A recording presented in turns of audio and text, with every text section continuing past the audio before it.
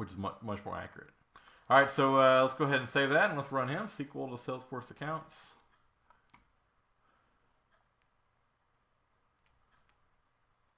There it is right there. So let's run this guy, and this is going to put those new, remember our SQL Server is going to put Ken and Habitual into Salesforce, and then this Brian Plaster is going to update it with the new integration ID.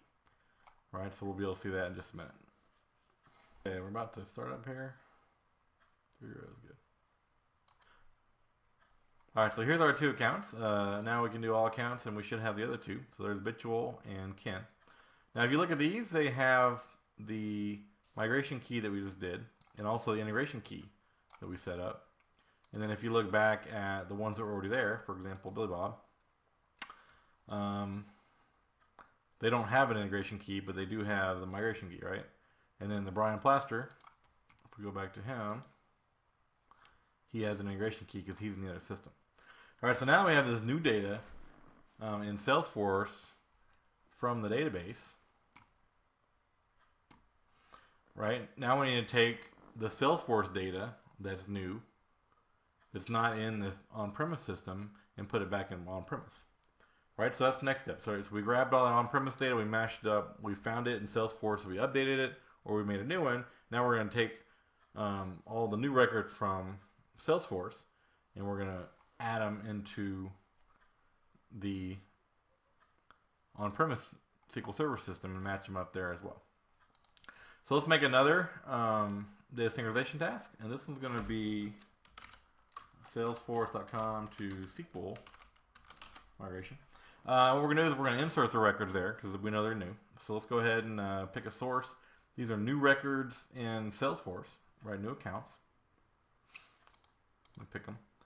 Are going to go into the database. So SQL Server, and then customers. And now the reason we're going to know they're new is because they don't have a database identifier matched here, right? We just added that database, that integration key. Right, and so now we're going to say, hey, any ones that were new that don't have a key, right? Anything in Salesforce that don't have a key, meaning null, are the ones that we want. All right, so now we're going to go ahead and map these as well. So let's grab on the left side is our Salesforce account. On the right side is our SQL customers. Let's go ahead and take things like, for example, the street. Right, we're going to take the state, zip code, city, name, this name. The IDs can be generated automatically for us in our SQL Server system, so we're not going to map that. I don't think we have an email in this case, reference. All right, that's good. So that's all we need to do there. Now remember, the key was a filter here. We're taking the data from Salesforce that doesn't have an integration key, and we're putting it into customers. So let's go ahead and run that now.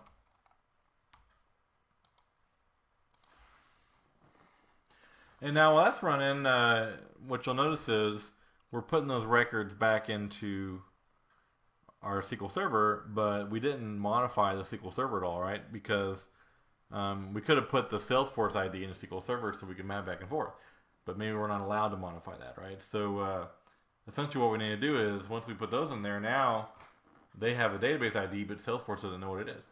So we need to run one more time the matching. All right, so it found the one row that wasn't there already, which is awesome, and put it back in. All right, so let's go ahead and instead of redoing all this work again, let's make something called a task flow that just does it again. Migration the second time. So what we're going to do is, remember, the first thing we were going to do is run that replication task where we get the account data for the migration key. Then we can come over here and run our synchronization task. And after we get the account data, the next thing that we wanted to do was create the migration key. All right, so we got the data, we created the migration key. Now we wanted to go from SQL Server to Salesforce accounts. And after that, we want to go, and this is all based on the migration key again, remember? And then we're going to go from Salesforce to SQL. All right, and that should return no rows there. So that's how that works. All right, so let's go ahead and kick this guy off. And now if you look at it, remember, we're doing good here. So we have all accounts. For example, we have the Brian account that now has both IDs. I think it was Billy Bob, right? He's going to have both IDs here in a minute. And then the other two that have the identifiers. And now if we look over here, we haven't checked this again. We should have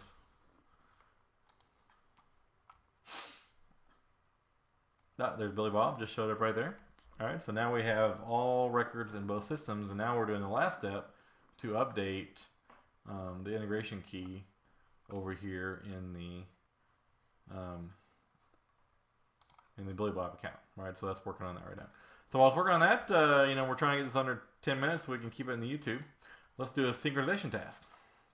All right, so when all is said and done, what we're going to do is we're going to come over here into Salesforce, and we're going to change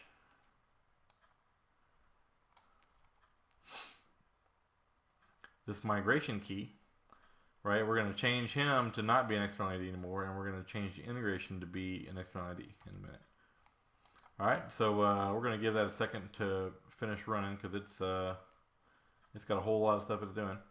And then we're going to make that integration task over here. So let's go ahead and let's find that SQL to Salesforce accounts, and we'll go ahead and copy him.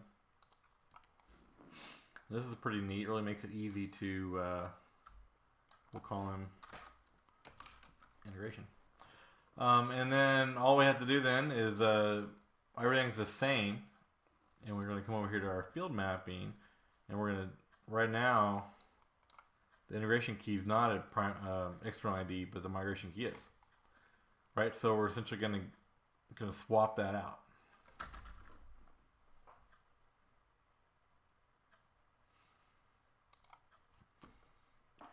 All right, so let's go change our field right here, and here we have the migration or the integration key. We're going to make him an external ID.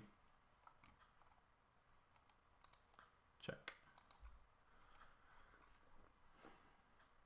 And then we're going to come over here to our migration key and make him not an external ID. And check. All right, so now the integration key is in play. Migration key is not. All right, so we can come over here and refresh the fields. All right, now the integration key is the external ID and the migration key is not. So we don't really need this anymore. I guess we might as well, just in case we make new ones, we can come back and backtrack. But definitely on the integration key, the customer ID is the one that's in play here. Right, so that's what we're upserting by the integration key, not the migration key anymore. All right, so let's go ahead and save this guy. Now we can run him. And this is the one that you're going to ongoing run, right? So this is the integration that's going to run every 5 minutes, every day, every month.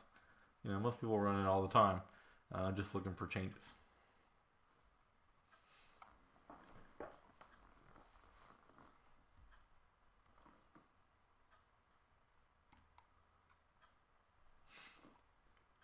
All right, so we're all good. So let's go back and take a look in our accounts. Now, even the one that originated in Salesforce has a SQL Server ID, right? Everything is back in SQL Server, and we're good. So let's review real quick. What we did was, all right, we created a migration key. We simply mashed up the account name and zip code. Then what we did was we migrated and looked up based on that information. Essentially, we also copied over the database identifier into that integration key. So we set ourselves up for integration. And then, of course, ongoing, we use that new key. And that's it for the Lightning Fast series today. Thank you very much.